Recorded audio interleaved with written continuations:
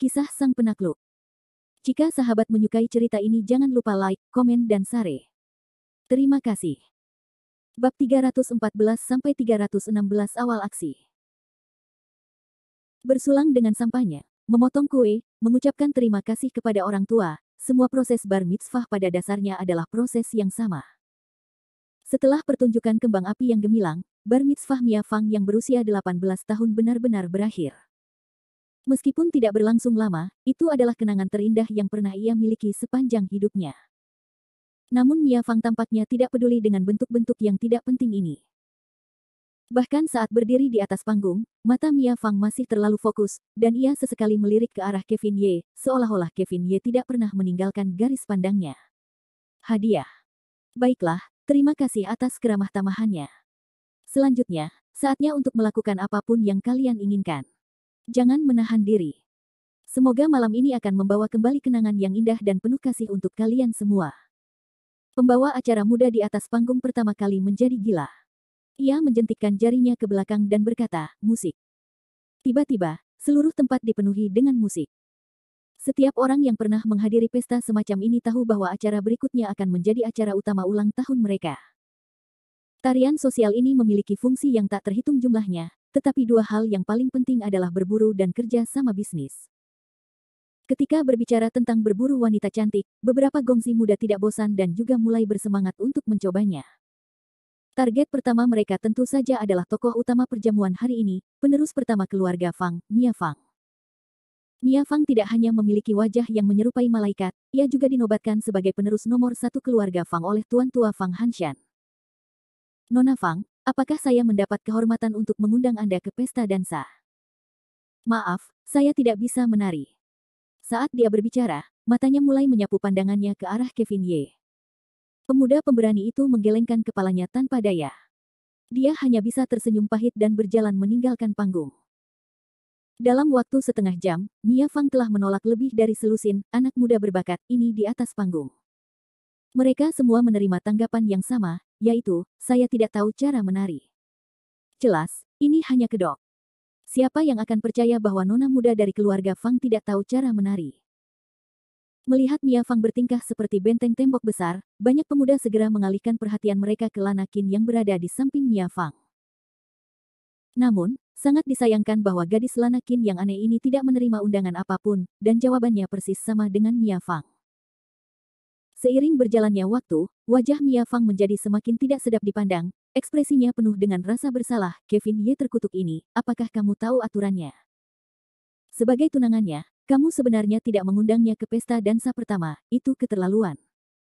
Hehe, Mia Fang, apakah kamu menunggu Kevin Ye untuk mengaum? Lana Qin menemani Mia Fang seperti ini sepanjang waktu, dan bercanda dengannya dengan ekspresi yang jenaka. Huff. Mia Fang mendengus, dia tidak menyangkalnya, tetapi memiliki ekspresi tidak senang di wajahnya. Lana Qin tertawa nakal, Mia Fang, jangan marah. Kevin Ye jelas tidak pernah menghadiri pesta seperti itu sebelumnya, jadi dia tidak mengerti salah satu triknya. Jika kamu menunggu dia mengundangmu dengan cara yang cemberut, mengapa tidak mengambil inisiatif sendiri? Mia Fang cemberut saat dia melihat Lana Qin, tidak mungkin, hari ini adalah hari ulang tahunku. Huff, si idiot itu tidak memiliki selera humor, aku sangat membencinya. Pada akhirnya, Mia Fang hanyalah seorang gadis berusia 18 tahun, dan memiliki temperamen seperti seorang putri kecil. Atau mungkin, menggunakan frasa yang bagus untuk menggambarkannya sebagai sikap pendiam, dan membiarkan Mia Fang berinisiatif untuk mengundang seorang anak laki-laki berdansa di pesta ulang tahunnya di depan begitu banyak orang, akan membuat Mia Fang merasa sangat malu. Melihat Mia Fang tidak mau bergerak, Lana Qin tertawa, Mia Fang, apakah kamu yakin tidak ingin pergi? Jika kamu tidak ingin pergi, maka aku akan pergi. Sejujurnya, aku belum berdansa dengan Kevin Ye, jadi memikirkannya membuatku menantikannya. Mia Fang, melihat bagaimana Lana Qin setengah bercanda, segera berdiri dan berkata dengan tidak sopan, Lan, kamu juga tidak diizinkan pergi. Misimu hari ini adalah tinggal di sini untuk menemaniku. Hah? Lana Qin berkata dengan enggan, itu sangat membosankan. Mia Fang bergumam dan mengancam, apa, kamu tidak mau? Melihat Mia Fang serius, Lana Qin segera melambaikan tangannya, tidak. Aku mau. Sama seperti Mia Fang dan Lana Qin, kedua sahabat itu saling berbisik dan berbincang, kedua orang di bawah panggung memperhatikan dengan saksama kedua orang di atas panggung. Cantik sekali, dia benar-benar secantik peri. Mengenakan setelan jas putih, Luo Sanhe sudah tenang dan duduk di depan Mia Fang. Seolah-olah setiap kerutan dan senyum Mia Fang mampu menggerakkan hati Luo Sanhe. Pada saat ini, Luo Sanhe tampaknya memiliki dorongan hati, yaitu segera menggendong Mia Fang pulang dan melemparkannya ke tempat tidur. Di samping Luo Sanhe, Fang Ruowen tertawa sinis. Sanhe, bagaimana? Bibi Wen tidak berbohong padamu, kan? Lagi pula, kakek tua itu baru saja mengumumkan posisinya sebagai penerus. Jika kamu menikahinya, maka hehe. Luo Sanhe tertawa nakal. Bibi Wen, jika kamu dapat membantuku mewujudkan pernikahan ini, maka kamu akan menjadi orang tua baruku. Saat dia berbicara, Luo Sanhe berputar mengelilinginya. Tidak, tidak, aku menginginkannya. Aku harus memilikinya. Luo Sanhe, yang pikirannya kacau, tidak dapat menyembunyikan apapun dan meraih lengan Fang Ruowen. Bibi Wen, kamu harus membantuku, aku merasa tidak mampu melakukannya, aku tercekik. Fang Ruowen mendengus dengan jijik, lihatlah dirimu, begitu kamu melihat seorang wanita cantik, kamu tidak akan bisa berjalan lagi. Hehe, tidak ada yang bisa kulakukan tentang hal itu. Bejat adalah sifatku. Selain itu, jika aku tidak bernafsu, bisakah aku menipu wanita cantik sepertimu ke dalam genggamanku? Fang Ruowen menenangkan diri dan berkata dengan nada genit, kamu sudah mati. Jika kamu menikah dengan keluarga kami, maka aku akan menjadi bibimu. Mulai sekarang, kamu tidak boleh bersikap tidak sopan saat berbicara kepadaku. Luo Sanhe menyeringai, Bibi. Hehe, Bibi Wen, aku benar-benar menantikan hari ketika aku melemparmu dan Mia Fang ke tempat tidur dan melihat seperti apa rasanya. Memikirkannya saja sudah mengasyikkan. Fang Ruowen dengan ganas mencungkil mata Luo Sanhe, lalu dengan malu-malu mengatupkan bibirnya, Pah. Dasar bocah tak punya hati nurani, aku tahu kau tidak akan berpikir untuk melakukan hal baik. Mereka berdua berbicara sambil menari mengikuti alunan musik, tampak seperti pasangan, tetapi secara pribadi, Luo Sanhe memanfaatkan mereka. Sanhe, Bibi Wen bilang padamu, kau punya banyak pesaing sekarang. Selain Kevin Ye, ada juga murid klan Tian yang bernama Si Ting. Ketika kita berada di halaman belakang, Henry Tian yang tak tahu malu itu telah mengajukan lamaran pernikahan di depan umum kepada lelaki tua keluarga kita. Oh. Luo Sanhe menatap kosong sejenak, sebelum bertanya dengan mendesak, lalu apa yang dikatakan lelaki tua itu? Fang Ruowen mendengus pelan, meskipun lelaki tua itu tidak langsung setuju, dia tetap berjanji pada Henry Tian bahwa dia tidak akan mengganggu interaksi bebas antara anak-anak muda. Aku rasa bocah Si Ting itu sedang bersiap untuk tampil di pesta ulang tahun Mia Fang. Setelah jeda sebentar, Fang Ruowen melanjutkan, Sanhe, kaulah orang yang telah kupilih. Aku tidak ingin kau kehilangan muka dalam acara penting malam ini, kau mengerti. Luo Sanhe menarik napas dalam-dalam dan berkata, lupakan saja, sepertinya aku harus menggunakan semua kemampuanku untuk mengejar nona muda keluarga Fang ini. Semua orang memperhatikan pekerjaan mereka sendiri dan bagaimana mereka bisa peduli dengan orang lain. Akibatnya, tidak banyak orang yang memperhatikan percakapan antara Luo Sanhe dan Luo Sanhe. Adapun Mia Fang dan Lana Qin, yang masih di atas panggung, waktu telah lama berlalu dan tampaknya tidak ada yang bisa menangani pasangan saudari cantik ini. Sekarang, para tuan muda mulai curiga kalau nona muda dari keluarga Fang dan amitinya mungkin adalah sekumpulan gadis lala yang tidak punya perasaan apapun terhadap laki-laki. Mia Fang berada di atas panggung, dan tatapannya tidak pernah lepas dari Kevin Ye, yang tidak jauh dari panggung. Melihat bagaimana mata Kevin Ye bergetar tak terkendali, namun dia masih tidak naik, Mia Fang menjadi sangat cemas. Namun, dia hanya bisa menghentakkan kakinya. Lana Qin yang berada di samping memiliki senyum tak berdaya di wajahnya saat dia menggelengkan kepalanya dengan senyum pahit. Tepat saat gelombang pasang di lantai dansa naik dan pria dan wanita menari sepuasnya, serangkaian ledakan tiba-tiba terdengar di langit. Seketika, semua suara dari seluruh Villa Conor Sue terhenti tiba-tiba. Semua orang tidak bisa menahan diri untuk tidak menoleh, ingin melihat apa yang sebenarnya terjadi. Suara keras itu datang dari langit, dan di langit yang gelap, bola api perlahan naik. Lihat, lihat, naik, naik. Ya ampun, apa yang sebenarnya terjadi? Sepertinya itu balon udara. Di bawah api, balon udara berwarna-warni itu perlahan melayang dan perlahan berhenti tepat di atas panggung Villa Conor Sue. Kelopak bunga mawar dan balon mulai jatuh perlahan. Ya Tuhan, ini sangat romantis. Apakah ini? Apakah ini irama lamaran pernikahan? Aku tidak tahu. Aku ingin tahu gongsi klan mana yang benar-benar melakukan hal seperti itu. Pada saat itu, di bawah tatapan penuh perhatian semua orang, berdiri di atas balon udara itu adalah seseorang. Siapa lagi kalau bukan Si Ting? Dengan rambutnya yang cerah, tuxedo putih yang berkibar, dan memegang mikrofon, suara Si Ting sedikit bergetar. Semua orang yang hadir tampaknya dapat mendengar suaranya yang tercekat. Berdiri di bawah panggung, Henry Tian menatap langit yang bersinar terang, dan memperlihatkan senyuman. Bocah Si Ting ini benar-benar memiliki beberapa keterampilan. Saat dia mengatakan itu, Henry Tian mengeluarkan ponselnya dan mengirim pesan. Pesan itu hanya berisi dua kata sederhana, mulai. 315 target Konor Suevilla. Seolah-olah semua mata tertuju pada Lin Hai yang gelap. Pesta ulang tahun Mia Fang saat ini sedang berlangsung meriah. Apalagi dengan munculnya balon udara milik Si Ting, tampaknya pesta ulang tahun itu telah mencapai klimaksnya. Namun, tidak seorang pun dapat membayangkan bahwa pada malam yang ramai seperti itu, sesosok yang lincah seperti burung pipit akan langsung menyelinap ke dalam rumah keluarga Fang yang kosong. Mengenakan pakaian tidur, kecepatan pendatang baru itu sangat cepat.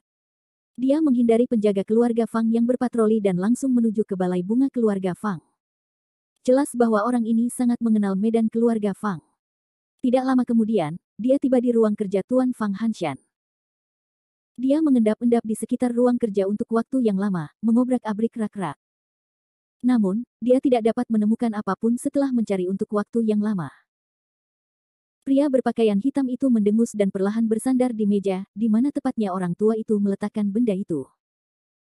Saat dia berbicara, pria berpakaian hitam itu mengumpat dengan suara rendah, "Sialan, bocah Henry Tian itu, dia benar-benar tidak menyelidiki masalah sepenting itu sebelumnya.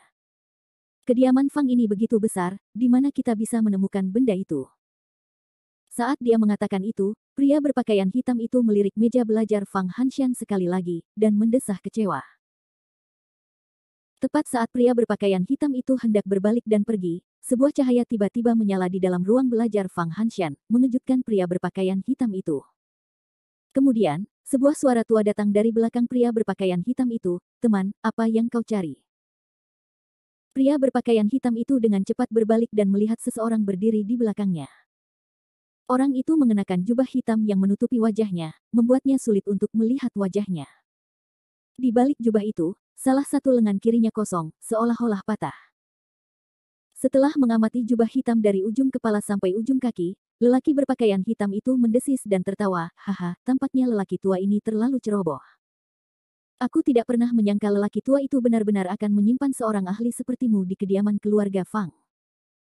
Hehe, di antara keluarga besar di Lin Hai, siapa yang tidak punya satu atau dua rahasia? Ini bukan hal baru. Tapi itu kau, temanku. Datang di tengah kegelapan malam dan memanjat tembok untuk memasuki ruangan bukanlah perbuatan seorang sosok sejati. Seorang sosok sejati." Lelaki berpakaian hitam itu mendengus dan berkata, "Sudah berapa lama aku tidak menjadi seorang sosok sejati? Karena kau mengakui bahwa kau bukan seorang sosok sejati, dan bahwa kita berdua berselisih, silakan segera tinggalkan kediaman keluarga Fang. Pergi." Karena lelaki tua ini sudah datang dan tidak dapat menemukan apa yang aku inginkan, aku tidak akan pergi begitu saja. Lelaki berpakaian hitam itu mengamati jubah hitam sekali lagi, dan tertawa sinis, "Kau datang di waktu yang tepat, kau dapat memberitahu lelaki tua ini di mana Fang Hanshan telah meletakkan pil pengembalian jiwa. Ketika lelaki tua ini meminum pil pengembalian jiwa, aku mungkin akan mengampuni nyawamu." Si jubah hitam tertegun dan segera bereaksi. Ia memiringkan kepalanya dan menatap lelaki tua yang mengenakan pakaian tidur, "Tuan, apakah kau anggota keluarga Tian?" Lelaki tua ini tidak peduli dengan keluarga Tian atau keluarga Li, lelaki tua ini hanya menginginkan pil pengembalian jiwa. Si jubah hitam tertawa meremehkan, "Pil pengembalian jiwa adalah harta keluarga Fang kita, bagaimana mungkin itu dapat diambil begitu saja? Jika kau ingin mendapatkan pil pengembalian jiwa, kau harus bergantung pada apakah kau memiliki kemampuan untuk melakukannya. Itu bagus. Karena kau ingin bertindak, aku akan bermain denganmu." Orang tua ini ingin melihat berapa banyak orang lain di keluarga Fang, selain orang tua Fang Hanshan itu, yang dapat bertindak. Setelah mengatakan itu, lelaki berpakaian hitam itu mendesak jalannya ke depan jubah hitam, sepasang telapak tangan yang dikelilingi oleh ki hitam menyerang ke arah jubah hitam. Jubah hitam tertegun pada awalnya sebelum dia berseru, kekuatan telapak tangan 5 racun.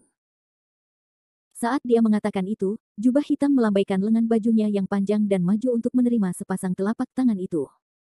Gelombang udara yang besar menyebarkan kekuatan dari telapak tangan hitam itu. Hanya dengan satu gerakan, kedua belah pihak mundur 2 atau 3 langkah.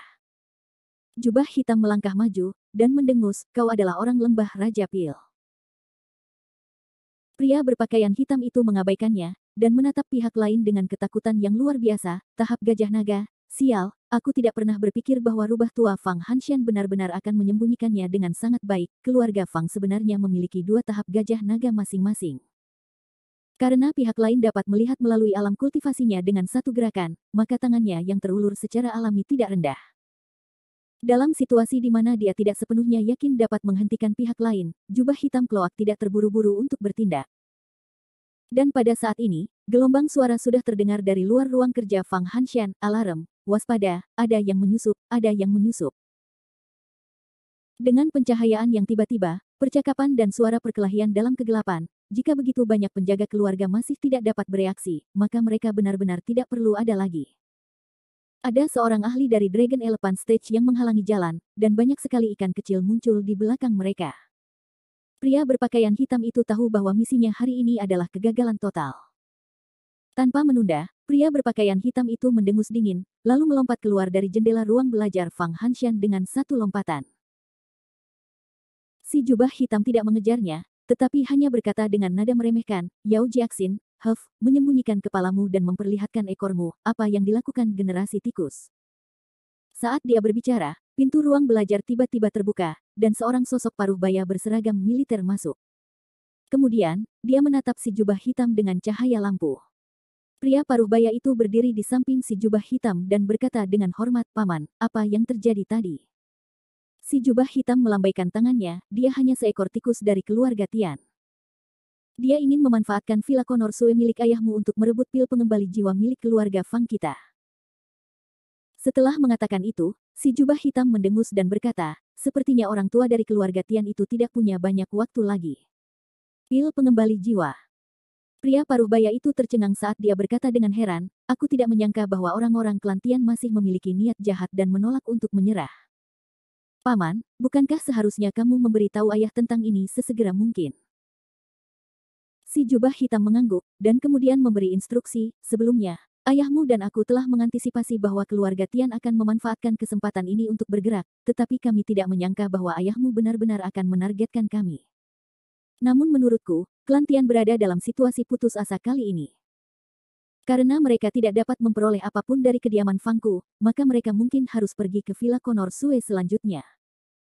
Jika ada yang kamu butuhkan, segera bawa peleton pengawalmu ke Villa Conor Sue. Kamu harus memastikan keamanan di sana. Pria paruh baya itu segera menjawab. Namun, saat hendak pergi, dia berbalik dan bertanya, apakah rumah besar itu aman?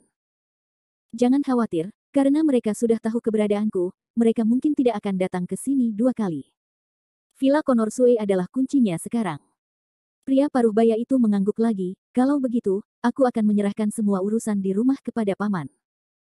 Kita semua keluarga, tidak perlu bersikap begitu sopan. Setelah keluar dari ruang kerja Fang Hanshan, pria paruh baya itu melambaikan tangannya dan berbicara kepada belasan pemuda berpakaian militer di luar, tidak banyak yang terjadi di sini. Pada saat ini, sosok hitam itu tidak meninggalkan rumah keluarga Fang. Sebaliknya, dia berdiri di atap perumahan keluarga Fang, mengamati dengan jelas segala sesuatu yang terjadi. Sialan, aku tidak pernah menyangka bahwa lelaki tua Fang Hanshan benar-benar memiliki pemikiran yang begitu cermat. Dia bahkan mengerahkan semua personel militer. Sepertinya lelaki tua ini harus bergegas dan bergegas ke Villa Conor Sue, jika tidak, Henry Tian pasti akan menderita. Setelah mengatakan itu, sosok hitam itu menghilang seperti gumpalan asap, dan melesat menuju Villa Conor Sue. Tepat saat tamu tak diundang tiba di tanah milik keluarga Fang, pasukan juga dikerahkan ke tempat lain di Linhai. Itu barmu. Bar Black Radiance biasanya penuh sesak dengan orang-orang dan memiliki bisnis yang sangat bagus. Namun, hari ini tidak sama. Pada pukul 8 atau 9 malam, bar itu ramai dengan bisnis. Namun, bar Blacklight tutup. Tempat yang dulunya terang benderang sepanjang malam kini benar-benar gelap, membuatnya sulit untuk dijelaskan dengan kata-kata. Di dalam ruang bawah tanah rahasia bar, Baritian berdiri di tengah kerumunan dengan wajah gelap. Yang berbaris rapi di depan Baritian bukanlah gerombolan dari geng serigala surgawi, tetapi sekelompok pasukan yang diperlengkapi dengan baik dan lengkap yang mengenakan pakaian kamuflase dan memegang senjata berat. Tidak banyak orang dalam kelompok ini, hanya sekitar 20 atau lebih. Namun, aura pembunuh yang mereka pancarkan sangat menakutkan. Semua orang tahu bahwa geng serigala surgawi adalah geng nomor 1 di Linhai, tetapi tidak ada yang menyangka bahwa Baritian benar-benar memiliki pasukan rahasia di bawah kendalinya. Di samping Baritian, Tian Heng menatap adik laki-lakinya dengan kaget, tidak dapat menemukan apapun tidak peduli seberapa banyak dia memikirkannya. Bahkan jika mereka berada di klan Tian, mungkin hanya Baritian dan Henry Tian yang tahu tentang keberadaan pasukan rahasia seperti itu. Pada saat ini, mutiara malam di tangan Baritian bergoyang tanpa henti, saat dia memarahi sekelompok orang di bawahnya. Itulah yang disebut memberi makan para prajurit selama 1000 hari, menggunakan para prajurit untuk jangka waktu tertentu. Tim Sirius, 20 tahun yang lalu, hari ini, kalian semua masih sekelompok anak yatim, hidup dengan mengemis uang. Katakan padaku, siapa yang membiarkan kalian mendapatkan kembali martabat kalian sebagai manusia? Itu klan Tian, itu klan Tian. Tepat sekali, itu klan Tian. Sekarang kepala keluarga terbaring di tempat tidur karena penyakit serius, yayasan keluarga Tian dalam bahaya. Sekarang, saatnya bagi kalian untuk mengalihkan perhatian kalian ke keluarga Tian. Aku bersedia mendengarkan perintah Tuan keempat. Aku bersedia melewati api dan air, dan aku tidak akan menolak. Aku bersedia mendengarkan perintah Tuan keempat. Aku bersedia melewati api dan air, dan aku tidak akan menolak. Aura berdarah menyembur keluar, dan bahkan seorang seniman bela diri seperti Tian Heng tidak dapat menahan diri untuk mundur selangkah. Melihat lebih dari 20 skuadron khusus Sirius yang diperlengkapi dengan baik dengan ketakutan, Tian Heng berkata dalam hatinya, sudah 20 tahun, tetapi kelompok prajurit maut ini sebenarnya bersembunyi selama 20 tahun. Tidak heran kakek tua itu dapat mengizinkan pembentukan geng serigala surgawi. Jadi ternyata kakek tua itu sudah menduga hari ini akan datang. Memang, membiarkan sekelompok orang ini bersembunyi di geng serigala surgawi adalah salah satu hal yang paling tidak menarik perhatian. Dibandingkan dengan keluarga Fang dan keluarga Ouyang, meskipun keluarga Tian juga merupakan salah satu dari 3 keluarga besar di Linhai, jelas bahwa fondasi mereka tidak memadai. 20 tahun yang lalu, patriark lama keluarga Tian telah memikirkan masalah ini.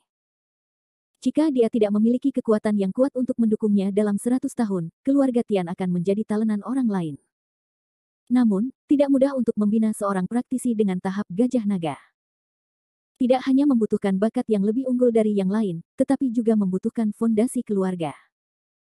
Dalam aspek ini, keluarga Tian tidak dapat dibandingkan dengan keluarga Fang dan keluarga Ouyang. Namun, pada akhirnya, guru tua itu telah mengambil jalan lain dan menemukan jalan yang tidak biasa. Yaitu melatih sekelompok prajurit kematian yang diperlengkapi dengan baik. Bagaimanapun, tidak peduli seberapa kuat seorang prajurit, ia hanyalah seekor semut dalam menghadapi senjata pemusnah massal dan teknologi canggih. Baritian memandang dengan puas ke arah pengawal pribadi yang telah ia latih secara pribadi dan tertawa dingin, semua orang memilikinya. Dengarkan perintahku, Villa Connor Sue milik target, bergerak cepat. Tendangan, langkah kaki yang teratur dapat terdengar. Prajurit kematian dalam pakaian kamuflase dengan senjata berat mulai menyerang ke arah luar. Melihat punggung mereka, Tian Heng merasakan ledakan kekhawatiran di dalam hatinya. Ia tidak tahu betapa mengerikan hujan darah dan darah kental yang akan diciptakan oleh sekelompok prajurit kematian yang haus darah ini jika mereka muncul di tanah Linhai. 316 lagu lamaran gila. Pada saat ini, 2 kelompok orang bergerak dalam kegelapan di dalam kota Linhai yang sepi. Sasaran mereka berdua adalah Villa Connor Sue. Dan pada saat ini, Villa Connor Sue masih terang benderang. Di taman bunga belakang Villa Connor Sue, cahaya api di langit terus menyala. Balon warna-warni dan kelopak mawar yang melayang turun dari langit membentuk gambaran romantis yang langka. Di antara para penonton di panggung, Tuan Tua Fang Hanshan saat ini sedang mengobrol dengan para leluhur generasi tua, yang memegang cangkir anggur dan Linhai. Sesekali, dia akan mengangkat kepalanya dan melirik balon udara di langit. Senyum lebar tersungging di sudut mulutnya. Anak Lantian ini cukup kreatif. Dia melamarku menggunakan balon udara. Hur-hur. Pak tua Fang Hanshan tersenyum sendiri. Namun, Fang Yut, yang berdiri di samping Fang Hanshan, mendengus dengan wajah penuh penghinaan, fantastis. Tampaknya Fang Yut, calon ayah mertua ini, tidak optimis dengan tipuan kecil Siting. Keluarga Ouyang dan keluarga Nangong, kedua leluhur itu menyaksikan dengan gembira tanpa menyatakan keberatan apapun. Bagi mereka, ini hanyalah acara yang meriah. Tentu saja, keluarga Nangong tidak berada di Linhai, jadi dia tidak terlalu peduli dengan pernikahan antara keluarga Fang dan keluarga Tian. Hanya orang dari keluarga Ouyang yang memiliki pikiran yang agak dalam. Lana Qin, yang berada di atas panggung, selalu berada di samping Mia Fang, dan melihat balon udara yang perlahan naik di langit. Lana Qin bercanda, Mia Fang, sepertinya orang Siting itu masih belum menyerah untuk benar-benar menggunakan sejumlah besar keterampilan di hari ulang tahunmu. Aku pikir dia benar-benar tergila-gila padamu. Mia Fang mendengus jijik, dan berkata, membosankan. Pada saat ini, seluruh villa Konor Sue benar-benar sunyi. Tatapan semua orang terfokus pada langit di dekatnya, ingin tahu tindakan mengejutkan seperti apa yang akan dilakukan tuan muda keluarga Tian ini selanjutnya. Setelah lama hening, balon dan mawar warna-warni yang jatuh dari langit menutupi seluruh panggung. Pada saat ini, sistem suara istana bergema sekali lagi. Musik yang lembut itu sangat liris, diikuti oleh suara gemetar Siting, lagu yang indah. Sambil memanggil nama Mia Fang dengan lembut, Siting terus berbicara, Mia Fang, kita mulai dari pertama kali kita melihatmu 3 tahun yang lalu. Matamu, setiap kerutan dan senyummu, setiap ekspresimu terukir dalam di benakku, membuatku tercekik, membuatku gila, membuatku tidak bisa melepaskan diri. Aku tahu, aku telah jatuh cinta padamu di luar kendaliku. Mia Fang, kau adalah dewiku, kau adalah segalanya bagiku. Hari ini, aku akan mengatakan ini padamu dengan lantang di depan semua orang yang hadir. Mia Fang, aku mencintaimu. Tolong menikahlah denganku. Aku berjanji bahwa dalam kehidupan ini, aku hanya akan mencintaimu seorang. Aku akan mendengarkan kata-katamu dan membantumu mencapai semua hal yang ingin kau capai. Aku akan menunjukkan kepadamu matahari terbit, laut, dan semua tempat yang ingin kau kunjungi. Suara Siting tidak dapat menahan diri untuk tidak menyebar keluar dari suara villa. Suaranya yang sedikit gemetar tampak sangat tulus dan mengharukan. Di bawah panggung, beberapa putri muda yang penuh harapan dan berhayal menangis. Sangat menyentuh, sangat menyentuh. Ya, sangat indah. Mawar, balon, lamaran pernikahan, semuanya benar-benar terlalu romantis. Kalau saja ada seorang sosok yang akan melakukan hal yang sama padaku.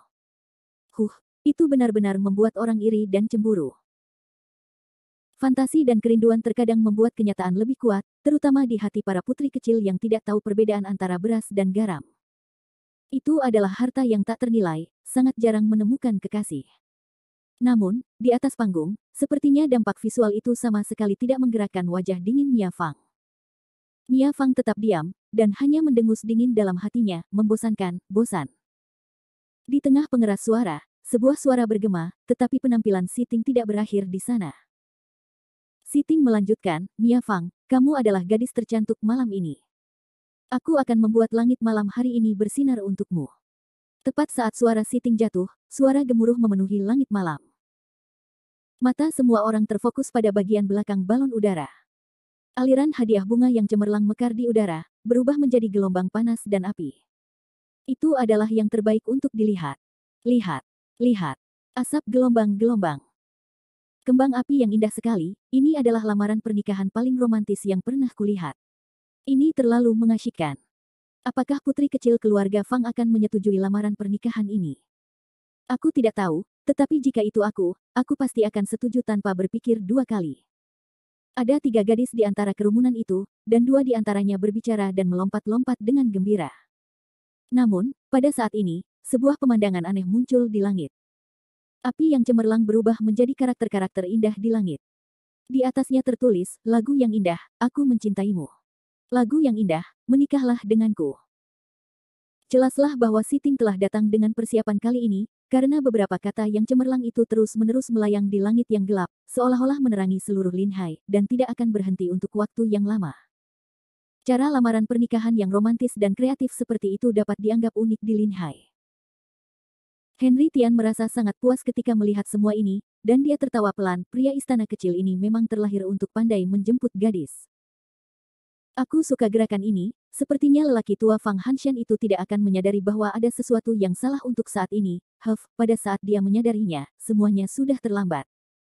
Saat Siting melakukan gelombang demi gelombang, suasana Villa Conor Sue benar-benar mencapai klimaks. Di balon udara di langit, semua orang melihat sosok Siting mulai memanjat pagar balon udara. Lihat, lihat. Apa yang coba dilakukan orang itu? Tidak mungkin, dia tidak mungkin berpikir untuk melompat dari balon udara, kan? Ya ampun, ini hanya lamaran, tidak perlu mempertaruhkan nyawamu. Saat semua orang berdiskusi, sosok putih itu berdiri di langkan balon udara dan melompat turun. Sial, itu benar. Bahkan Lana Qin dan Mia Fang pun terkejut. Lana Qin berkata dengan ketakutan, Siting benar-benar mempertaruhkan nyawanya, jangan bermain seperti ini. Jangankan Lana Qin dan Mia Fang, bahkan Tian Henry Tian yang ada di dekatnya pun terlihat berbeda. Dia bergegas berlari menuju balon udara. Meskipun Siting bukan anggota inti klan Tian, dia tetaplah keponakannya. Namun, Fang Hanshan berkata dengan wajah serius, aku tidak menyangka bahwa anak keluarga Tian benar-benar terpikat oleh lagu indah keluarga kita. Dia benar-benar berani bermain seperti ini. Namun, bertemu dengan si mesum kecil keluarga Ye, kita hanya bisa menganggapnya sebagai orang yang tidak beruntung. Tepat ketika tatapan semua orang terpaku pada Siting yang jatuh dengan keras dari langit, mungkin di ambang kematian. Senyum puas terpancar di wajah Siting, ia mengulurkan tangannya dan menarik tali yang diikatkan ke tubuhnya dengan kuat. Bang, sebuah parasut kecil langsung menyembul dari punggung Siting. Perlahan, di bawah kecepatan parasut, Siting mendarat dengan selamat di tanah. Melihat Siting jatuh ke tanah, hati semua orang yang menggantung pun menjadi tenang. Namun, pada saat ini, banyak gadis di arena melemparkan tatapan malu-malu dan ambigu ke arah Siting. Mengenakan jas berekor putih, dengan penampilan yang cukup bagus, dan dengan begitu banyak emas dan romansa, Siting langsung menjadi fokus seluruh penonton, ia pun menjadi incaran para gadis yang hadir untuk dinikahi. Siting perlahan-lahan membuka parasut dari seluruh tubuhnya, menikmati tatapan kagum dari kedua sisi kerumunan. Setelah menenangkan diri, Siting berjalan menuju panggung dengan kepala tegak dan dada membusung. Di bawah tatapan mata kerumunan, keinginan Siting untuk tampil semakin kuat. Tanpa menoleh, dia berjalan menuju Mia Fang. Lamar, lamar, lamar, lamar. Gelombang di kerumunan semakin kuat dan kuat.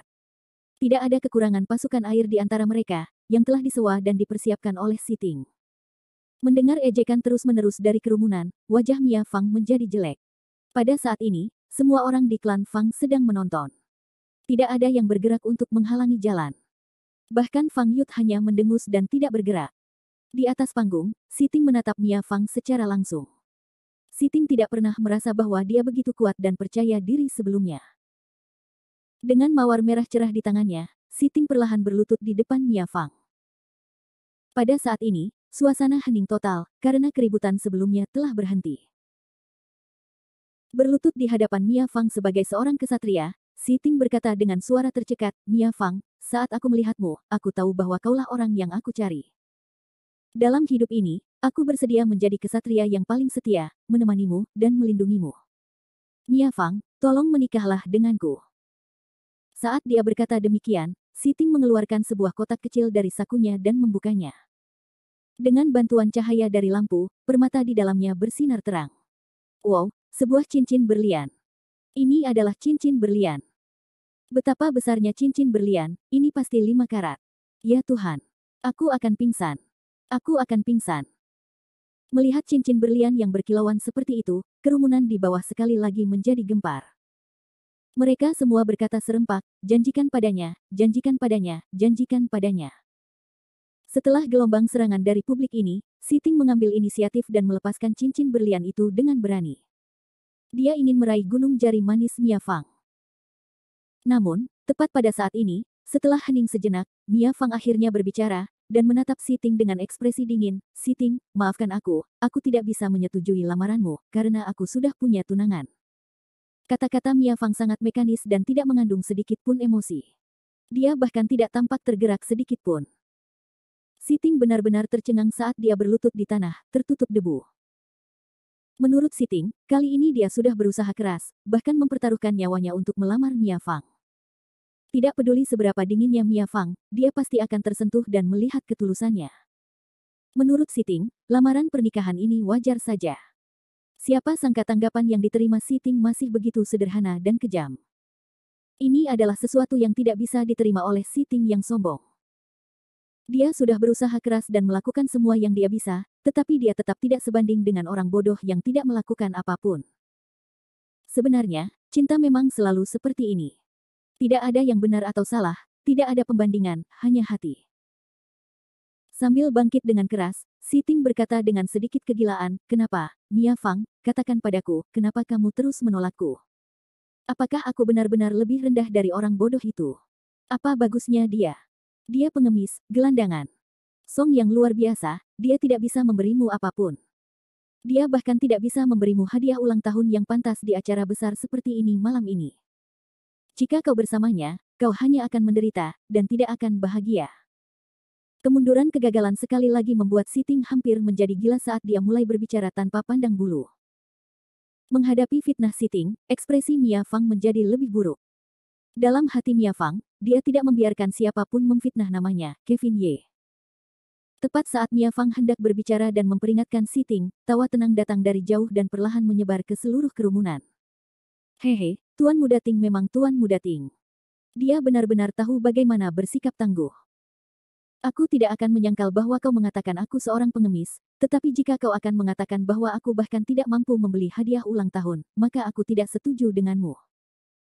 Tidak seorang pun tahu dari mana suara mengejek ini berasal, tetapi pada saat mereka dapat bereaksi, sebuah sosok hitam sudah berdiri di atas panggung. Siapa lagi yang mungkin bukan Kevin Ye? Saat Mia Fang melangkah ke atas panggung, mata Mia Fang langsung berbinar.